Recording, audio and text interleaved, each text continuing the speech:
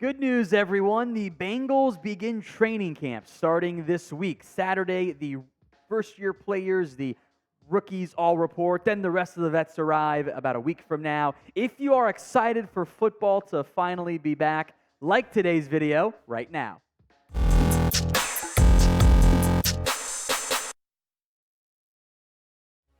We'll begin today's show with the ESPN rankings, starting with quarterbacks. So they went through and ranked the top 10 quarterbacks based on the votes from executives, coaches, and scouts from across the NFL. Joe Burrow was ranked number 2, behind only Patrick Mahomes. He was as high as number 1 on some lists and as low as number 6.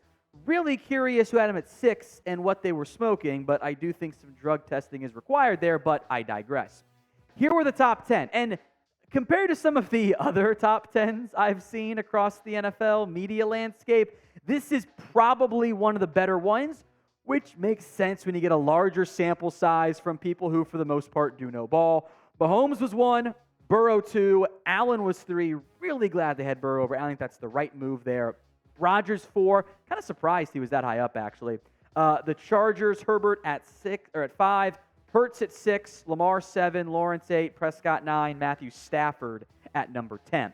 Here's what one AFC executive said about Joe Burrow. Unflappable, very calm, poised. Whether you're pressuring him, whether he's ahead or behind, he stays level all the time. Another veteran NFL scout had this to say.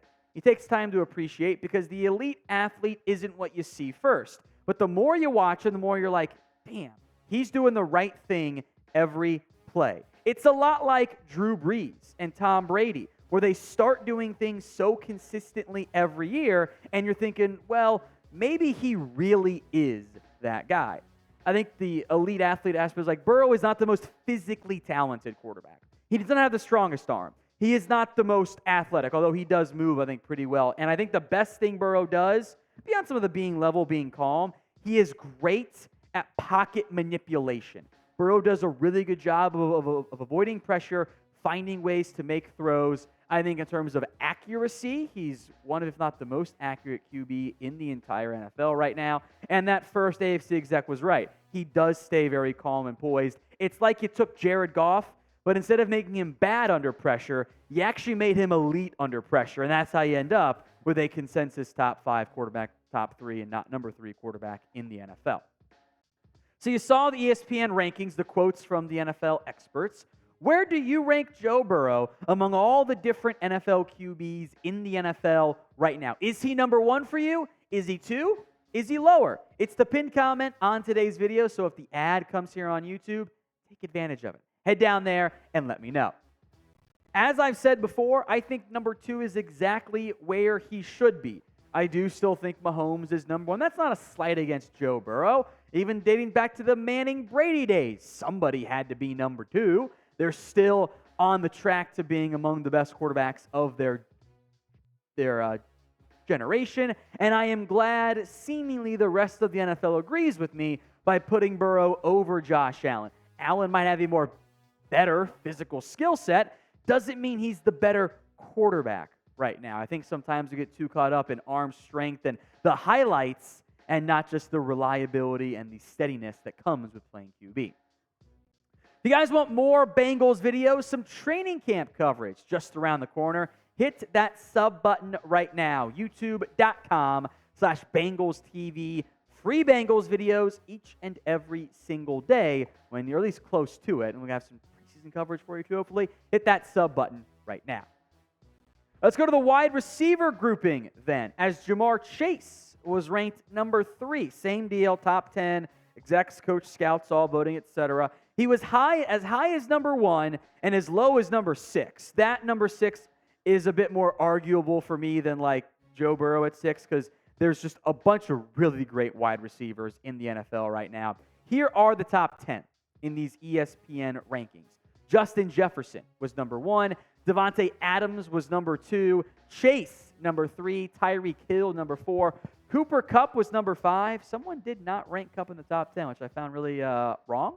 Stephon Diggs is number 6. A.J. Brown, 7. DK Metcalf, 8. Terry McLaurin, 9. And CeeDee Lamb at number 10. We will get to T. Higgins in a little bit. But first, where do you rank Jamar Chase among NFL wide receivers?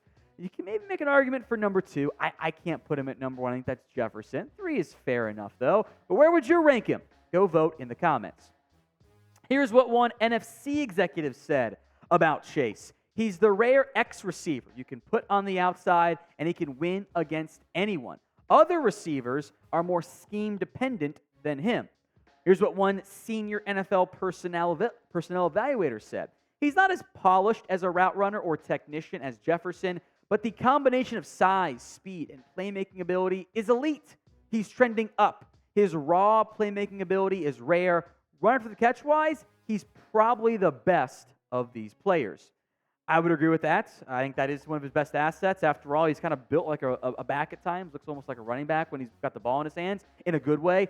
Only played in 12 games last year. Still went for 1,000 yards, 9 touchdowns, 87 catches. I think when we do this breakdown next year, would not be surprised if Adams falls to number 3. It's Jefferson 1, Chase 2 for the LSU boys. Now, Bengals hats, folks, are still on sale. Bunch of styles and variety for your standard hats. The T-shirt hat combo pack, also on sale. That one's up to 40% off. And if you love the Joe Burrow style headbands, they got those as well. Chatsports.com/Bengals hats takes you right into the Fanatics site where you can shop and see what's available on sale in your size. Links in the comments section and the description. Chatsports.com/Bengals hats. Let's talk some T. Higgins hate here, as he just missed the top 10, so I'm not really sure it's hate. But I do want to make this point here. The ESPN poll only does the top 10.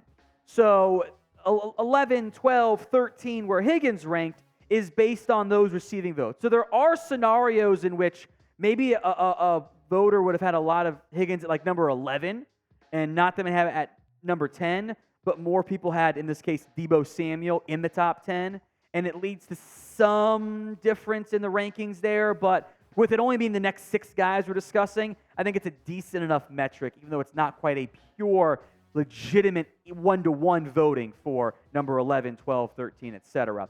But Deebo Samuel, number 11, Mike Evans, number 12, T. Higgins, number 13, Garrett Wilson, 14, Jalen Waddle, 15, and Devonta Smith at 16. A lot of young receivers on that list, really minus Mike Evans. All of those guys are either on barely into their second deal or still on their first contract. Higgins at 13 is top 15 wide receiver. You know, I don't mind that one as much in terms of where his status is. I think that's a pretty good standpoint overall for T. Higgins. Here's what one NFL personnel director said about T. Higgins. A true outside wideout with a big catch radius for vertical plays and back shoulder slants. He can put the ball around him and he can adjust, take advantage of one-on-ones. Seems pretty accurate to me there. If we use these rankings for the top wide receiver duos in the NFL, Jamar Chase, T. Higgins are 3 and 13. Ahead of Tyreek Hill, Jalen Waddle, 4 and 15. I do think, to be fair, you can make a really good argument for Hill and Waddle if you want the speed factor more so than Chase and Higgins. But I think it's kind of like, hey, you've got 2 top 15 wide receivers. Can you complain either way? Probably not. Eagles not that far behind. A.J. Brown, Devonta Smith. Seahawks in the 4th spot. Metcalf at 8. Tyler Lockett was 21. Mike Evans, Chris Godwin was once viewed as the best duo in the NFL. Maybe not so much now, 12 and 26. Keenan Allen, Mike Williams down there at 22 and 25. So do you think the Bengals have the best wide receiver duo in the NFL? Y for yes, they do. N for no, they do not. Get those votes in for me in the comment section right now. All right, let's talk Jonah Williams, breakout candidate here. They listed, Bleacher Report, I should say, listed one player on each NFL team who's going to break out this year, their biggest breakout option. And what surprised me, it would be a good thing if it happened, by the way, Jonah Williams was the pick for the Bengals. I don't know about that one, to be quite honest. It's a good outcome if Jonah Williams becomes a premier offensive tackle. That is an ideal outcome for the Bengals, but this would not be my pick. I would not take Jonah Williams as the top breakout candidate for Cincinnati. I'd be looking at a Daxton Hill a Cam Taylor-Britt instead on defense, and Irv Smith on offense, because I think there's more growth to have from what they've been so far to what they could be this upcoming season. We'll go more in depth here on Williams, but who do you think ends up breaking out this season? Get those answers in for me in the comment section right now.